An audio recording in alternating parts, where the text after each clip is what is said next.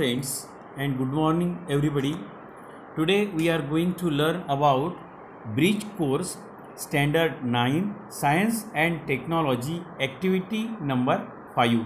विद्यार्थी मित्रांनो, आज आपण ब्रिज कोर्स स्टँडर्ड 9 म्हणजेच इयत्ता 9वीचा सेतू अभ्यासक्रमामधील विज्ञान आणि तंत्रज्ञान या विषयामधील ॲक्टिव्हिटी नंबर 5 आपण बघणार आहोत. यापूर्वी 4 ॲक्टिव्हिटी आपण अभ्यासलेल्या आहेत.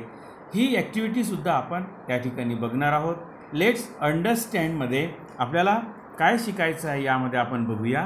कंपाऊंड्स म्हणजे संयुगांबद्दल, मिक्सचर्स अँड देअर टाईप्स म्हणजेच संयुग, मिश्रण आणि त्यांच्या प्रकाराबद्दलची माहिती आपल्याला अभ्यासायची आहे. रेफरन्स आहे standard 8 textbook lesson number 6 composition of matter. द्रव्याची रचना कशी असते आहे ते आपल्याला त्या लेसनमधील हा पार्ट आहे. लर्निंग आउटकम आहे to explain the structure, type, shape of the matters on the earth. म्हणजे या पृथ्वीवरील, या विश्वातील आपल्याला वेगवेगळ्या मॅटरचा, पदार्थाचा आपल्याला अभ्यास करायचा आहे. To explain the types of compounds, to identify various types of mixtures. म्हणजेच मिश्रण आपल्याला ओळखायची आहे आणि अभ्यासायची पण आहे. ओके, त्यानंतर टेक ए लुक इनटू. आपण काय अभ्यासणार आहोत मित्रांनो बघा. मागील वर्षी ज्या अभ्यासामधली जी कमी आहे ते या ॲक्टिव्हिटीच्या माध्यमातून आपल्याला पूर्ण करायची आहे. टेक ए लुक इनटूमध्ये what is mean by compounds. Compounds means molecules of compounds are form by combining 2 or more elements. Okay, म्हणजेच 2 किंवा त्यापेक्षा जास्त एलिमेंट मूलद्रव्यापासून संयुग तयार होत असतो. Properties of compounds are different than those of the constituent. हे पण लक्षात घ्यायचं आहे आपल्याला की मूलद्रव्याच्या जे गुणधर्म असतात त्यापेक्षा संयुगाचे गुणधर्म हे वेगळे असतात. There are 2 types of compounds. Compounds म्हणजे काय हे आपल्याला माहिती आहे. त्याचे गुणधर्म, प्रॉपर्टीज आपण पाहिलेले आहे. आणि मग या डायग्राममध्ये आपण बघू शकतो. In this diagram you look at the picture here.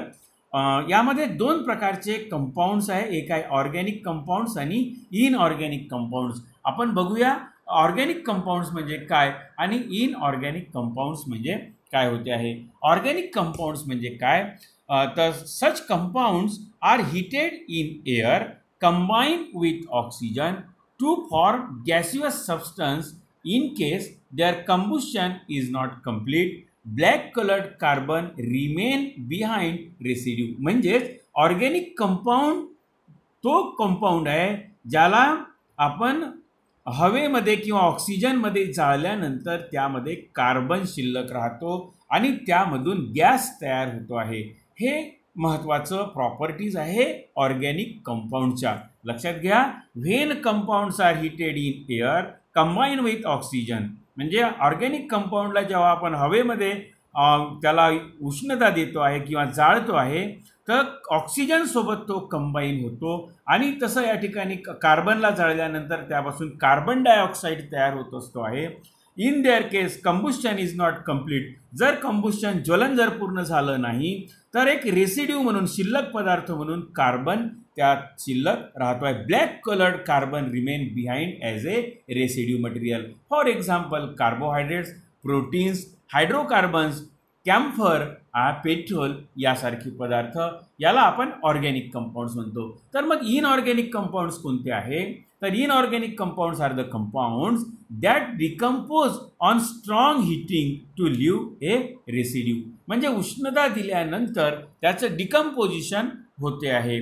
Okay, तर रेसिड्यू कोणते राहणार आहे त्यामधून शिल्लक तर are inorganic compound. For example common salt आहे, खाण्याचं जे मीठ आहे हा इनऑर्गॅनिक कंपाऊंड आहे.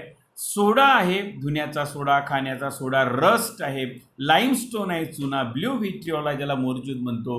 These are the inorganic compounds. Inorganic compounds आणि ऑर्गॅनिक कंपाऊंड्स हे आपण या ठिकाणी अभ्यासलेले आहेत. मग effect of heat on sugar and salt आपण या ठिकाणी शुगर आणि म्हणजे साखरेवर आणि मिठावर उष्णतेचा काय परिणाम होतो आहे ते बघूया. जर आपण साखरेला हीट केलं, उष्णता दिलं, sugar turn black after heating, म्हणजे उष्णता दिल्यानंतर साखरेमध्ये कोणता साखर जाळल्यानंतर काय शिल्लक राहतो, ए ब्लॅक कलर सबस्टन्स राहतो. While no change in colour of salt after heating, म्हणजे जर आपण मिठाला जर उष्णता दिली तर त्याचा कलर चेंज होत नाही. आणि म्हणून the sugar is a organic compound. लक्षात घ्यायचं आहे का साखर ही ऑर्गॅनिक कंपाऊंड आहे and salt is inorganic compound. म्हणजे आपण उष्णता देऊन सुद्धा either it is a organic compound or inorganic compound हे आपण समजून घेऊ शकतो आहे. ओके. त्यानंतर what is mean by mixtures. मिश्रण म्हणजे काय. Constituent of mixtures are 2 or more elements or compound. मिक्सचरमध्ये 2 किंवा त्यापेक्षा जास्त एक तर मूलद्रव्य असतात किंवा संयुग असतात. Constituent can separate easily 2 types of mixtures. मग मिक्सचरचे 2 प्रकार आहे. म्हणजे मिक्सचरमधले कन्स्टिट्युएंट घटक जे असतात ते वेगळे करू शकतो आपण सहज. आणि 2 प्रकारचे मिक्सचर्स आहे. एक आहे होमोजिनियस मिक्सचर्स आणि दुसरा आहे हेटेरोजिनियस मिक्सचर. होमोजिनियस म्हणजे समांग मिश्रण, एकजीव मिश्रण, आणि हेटेरोजिनियस म्हणजे विषमांग मिश्रण. आपण या ठिकाणी बघूया. या डायग्राममध्ये जर आपण बघितलं तर कशा पद्धतीनं होमोजिनियस मिक्सचर आणि हेटेरोजिनियस मिक्सचर असतं आहे ते आपण या ठिकाणी अभ्यासू शकतो आहे. मग होमोजिनियस मिक्सचर म्हणजे काय होते आहे, एकजीव मिश्रण म्हणजे काय, त्याला समांग मिश्रण म्हणतोय आपण. All components of a mixture form one phase. For example salt solution, मिठाचं द्रावण आहे, शुगर सोल्युशन आहे, it is a homogeneous mixture. हे उदाहरण आहे मित्रांनो homogeneous mixture. It is type of homogeneous mixture, salt solution and sugar solution. मग heterogeneous mixture म्हणजे काय होते आहे, components of mixtures are distributed into 2 or more phases. तर सॉइल अँड शुगर मिक्सचर, तर हे हेट्रोजिनियस आहे. हेट्रोजिनियस मिक्सचर सुद्धा 2 प्रकारचे आहे. There are 2 types of heterogeneous mixture. एक आहे suspension and colloid. What is mean by suspension and colloid, look at here. Suspension म्हणजे काय, suspension particles can be seen by naked eye. Suspension जे particles असतात द्रावणामधले ते आपल्या डोळ्यांनी दिसू शकतात. सॉलिड पार्टिकलचा जो डायमीटर असतो तो आहे 10⁻⁴. Therefore light cannot transmit through it. जसं वॉटर आणि वूड पार्टिकल आहे. फ्लोअर म्हणजे पीठ आणि धान्याचं पीठ आहे, गव्हाचं पीठ आणि पाणी आहे, याचं जर आपण द्रावण असतं हे सस्पेन्शन असते आहे. पाण्यामध्ये जर लाकडाचं आपण भुकटी टाकली आहे तर कशा पद्धतीचे सस्पेंडेड पार्टिकल्स आपल्याला त्या ग्लासमध्ये दिसते आहे. काचेच्या ग्लासमध्ये पाणी घ्यायचं आणि लाकडाचे भुकटा टाकायचा आहे किंवा पाण्यामध्ये पीठ टाकायचं आहे, कणिक टाकली आपण तर ते सस्पेंडेड पार्टिकल्स दिसतात. ओके. आणि यामधून लाईट ट्रान्समिट होऊ शकत नाही. Okay. Therefore light cannot transmit. मग कोलाइड म्हणजे काय, तर particles cannot see with naked eye. याच्यामधले पार्टिकल्स दिसत नाही आहे. सस्पेन्शनमधले आपल्याला डोळ्यांनी दिसते आहे. Suspension particles can be seen by naked eye. Okay. आणि कोलाइडमधले जे पार्टिकल्स असतात, particles cannot see with naked eye. आपल्या उघड्या डोळ्यांनी आपण कोलाइडमधले पार्टिकल्स पाहू शकत नाही. Light is partly transmitted and partly scattered. काही प्रकाशाचा भाग ट्रान्समिट होऊ शकतो आणि काही स्कॅटर्ड होतो आहे, विखुरतो आहे. तसं दूध आहे, फॉग आहे, क्लाउड आहे. These are the examples of colloid. तर मित्रांनो हे अभ्यास केल्यानंतर लेट्स प्रॅक्टिस. आपल्याला प्रश्न पडला असेल आपल्या वहीत काय लिहायचं आहे आपल्याला सेतू अभ्यासक्रमामध्ये, तर लेट्स प्रॅक्टिसमधला जो पार्ट आहे तर बऱ्याच विद्यार्थ्यांनी म्हटलं होतं की आम्हाला उत्तरं सांगा. पण अशा पद्धतीचे उत्तरं मी सांगण्यापेक्षा आपण दिलेल्या अभ्यासावरून जर आपण अभ्यास केला तर नक्कीच तुम्हाला मित्रांनो ही ॲक्टिव्हिटी समजू शकते आहे. तुम्हाला तुमच्या वहीमध्ये हे लिहायचं आहे. Question number 1, make a list of various mixture in your home and classify them into suspension and colloid. Colloid म्हणजे काय आणि सस्पेन्शन म्हणजे काय आपल्याला क्लासिफिकेशन करायचं आहे, त्याचं वर्गीकरण करायचं आहे. जसं की सस्पेन्शन म्हणजे काय राहणार आहे, तुम्ही या ठिकाणी सांगू शकता की फ्लोअर आहे म्हणजे पीठ आहे, पीठ आणि पाणी हे लक्षात घ्यायचं इथं. Water and flour. Okay. Water and flour. Slaked lime माहीत असेल तुम्हाला. स्लॅक लाईम, ओके, चुन्याची निवडी आहे. पेंट आहे, डाय असते आपल्या घरी, डाय असतो, डाय म्हणजे कलर केसाला लावणारा. सँड आणि वॉटर आहे, these are the suspension. Paint आहे, पेंट, तर हे सस्पेन्शन आहे. ओके, मग आपण कोलाइड बघूया. मग व्हॉट आर द कोलाइड्स? मग कोलाइड्स काय आहे? तर बटर इज ए कोलाइड. त्यानंतर जिलेटिन असते आपल्या घरी. काय असते? जिलेटिन आहे, बटर आहे, प्लास्टर आहे. ओके, प्लास्टर ऑफ पॅरिस असेल, तर हे कोलाइड्स असते आहे. ओके, तर आपण या ठिकाणी बघतोय वेगवेगळे उदाहरण आपण या ठिकाणी पाहिलेले आहे. तर हे उदाहरण मित्रांनो आपण एअर सस्पेन्शन, ओके, तर हे आपण या ठिकाणी पाहिलेलं आहे. मिल्क आहे, स्मोक आहे, तर हे आपल्या घरी दूध असते आहे. तर आपल्या घरी कोणते सस्पेन्शन्स असतात आणि कोलाइड्स असतात ते आपण याची यादी आपल्याला बनवायची आहे. मी उदाहरणादाखल तुम्हाला सांगितलेलं आहे. ओके, हा प्रश्न लिहिल्यानंतर दुसऱ्या प्रश्नाकडे आपण वळूया.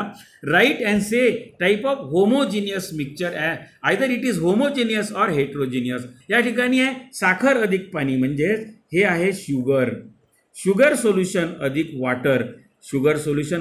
वॉटर, आणि दुसरं आहे सॉल्ट अधिक वॉटर, सॉल्ट प्लस वॉटर काय राहणार आहे? हे कोणत्या प्रकारचं आहे? आयदर एक टाईप ऑफ होमोजिनियस आहे की हेट्रोजिनियस आहे. तर मित्रांनो हे दोन्ही काय आहे?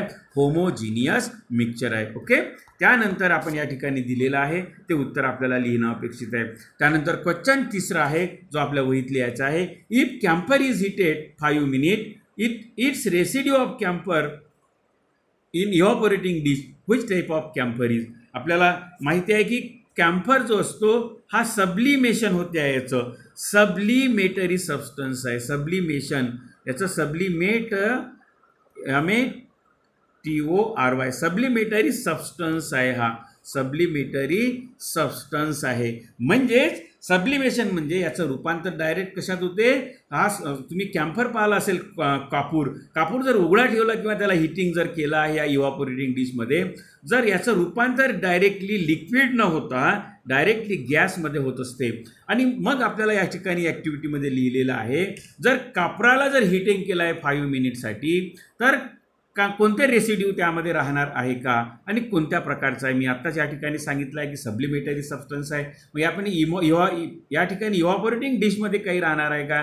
तर काहीच राहणार नाही आहे. मग त्यानंतरचा लास्ट क्वेश्चन आपण या ठिकाणी बघायचा आहे आणि तुम्हाला उत्तर सांगायचं आहे. If you keep solution still then suspension deposit on base or colloid. मग आता आपण जर एखादं सोल्युशन आहे, द्रावण आहे, ते जर आपण स्थिर ठेवलं तर सस्पेंडेड पार्टिकल ते डिपॉझिट होते बेसला, त्याच्या बुडाला. आयदर एक कोलाइड आहे की सस्पेन्शन आहे हे आपल्याला सांगायचं आहे. आयदर इट इज, एक तर आपल्याला सस्पेन्शनमध्ये काय होत असते आणि कोलाइडमधलं जे घटक असतात ते त्या बेसमध्ये राहतात का ग्लासच्या, तर हे आपल्याला सांगायचं आहे. Either it is suspension or colloid. Okay, त्यानंतर अधिक माहितीसाठी आपल्याला या ठिकाणी दीक्षा ॲपवरच्या ह्या लिंक्स ज्या असतात त्या लिंक्स आपण बघून आणखी आपल्याला माहिती या व्हिडिओच्या माध्यमातून आपण बघू शकतो आहे.